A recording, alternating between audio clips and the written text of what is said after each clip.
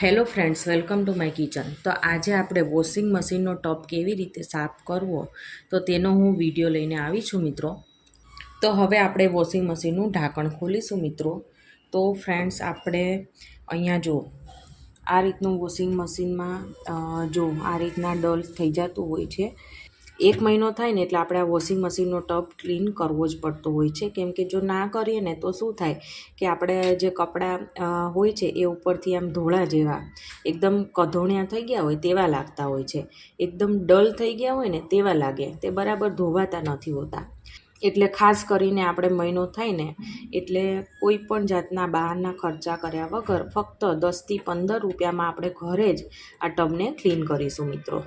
Video start કરતાં પહેલાં મારી તમને એક વિનંતી છે કે જો હજી સુધી મારી ચેનલને સબસ્ક્રાઈબ, લાઇક અને શેર ના કરી હોય તો જરૂરથી સબસ્ક્રાઈબ, લાઇક, શેર કરી દેજો કે જેથી કરીને મારી નવા આવા ઉપયોગી વિડીયો છે એ તમારી સાથે જલ્દીથી પહોંચે. તો ચાલો વિડીયો સ્ટાર્ટ કરીએ.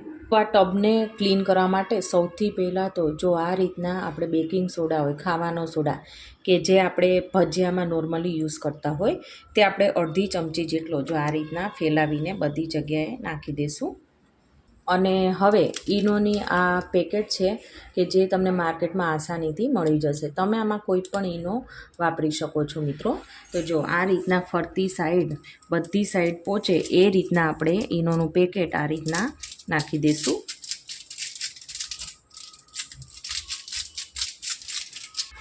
અને હવે કોલગેટ આપણે એડ કરીશું. અને તેની સાથે સાથે અહીંયા જો આ આપણે લીંબુનું ફાડું મેં અહીંયા લીધેલું છે જે આપણે એડ કરીશું, કે જેમાં છે ને જો મેં અહીંયા બિયા બધા જ કાઢી નાખ્યા છે. જો આપણે આમાં બિયા રહી જાય તો આ જે આપણે ટબમાં નાના જે હોલ હોય છે ને તો તેમાં બિયા જવાની શક્યતા વધી જતી હોય છે.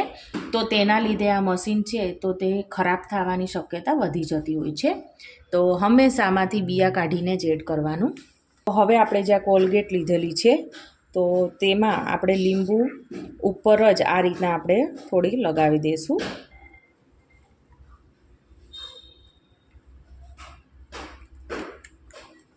અને આ લીંબુના ફાડાને આપણે આમાં મૂકી દઈશું. તો આનો રસ નથી કાઢવાનો, આમનો જ આપણે મૂકવાનું છે. અને હવે આ રીતના આપણે કોઈ પણ એક નાનો કટકો કે રૂમાલ હોય એ આપણે આમાં મૂકી દઈશું. અને હવે વોશિંગ મશીનનું ઢાંકણ છે એ આપણે બંધ કરી દઈએ. વોશિંગ મશીનની સ્વિચ ઓન કરીશું. અને જો અહીંયા બધા છે ને પ્રોગ્રામો આપેલા જ હોય છે, જેમાં અહીંયા જુઓ ઉપરની સાઈડ ટબ ક્લીન લખેલું છે. તો એ પ્રોગ્રામ આપણે અહીંયા સેટ કરી લેવાનો પ્રોગ્રામમાં જઈને. તો જો કંઈક આ રીતના આપણે સેટ કરીશું. જો અહીંયા ટબ ક્લીન અને પછી હવે આપણે સ્ટાર્ટનું બટન ઓન કરી દઈશું. તો આને અહીંયા 2 કલાકનો ટાઈમ લીધેલો છે મિત્રો. અને 2 કલાકમાં હમણાં જો થોડી વારમાં આખું ટબ ભરાઈ જશે અને કેટલું ડોળું પાણી થશે એ હું તમને થોડી જ વારમાં હમણાં બતાવીશ મિત્રો. તો જુઓ અહીંયા વોશિંગ મશીને પાણી લેવાનું સ્ટાર્ટ કરી દીધું છે. અને જેટલો ડોળ નીકળશે એ હું તમને લાઈવ દેખાડીશ. પાણી કેટલું ડોળું થયું છે તે હું તમને દેખાડી દઉં. તો જો તમે અહીંયા જોઈ શકો છો કે હજી આ વોશિંગ મશીને એક જ વાર પાણી લીધું છે અને કેટલું ડોળું અહીંયા પાણી તમે જોઈ શકો છો, કેટલું ડોળું થયું છે મિત્રો. તો હજી આ જે આપણે ડોળું પાણી છે ને એ વોશિંગ મશીન બહાર ફેંકશે અને બીજી વાર પાણી લેશે. તો હવે આપણે વોશિંગ મશીનને બંધ કરીએ અને સ્વિચ ઓન કરીએ ફરીથી.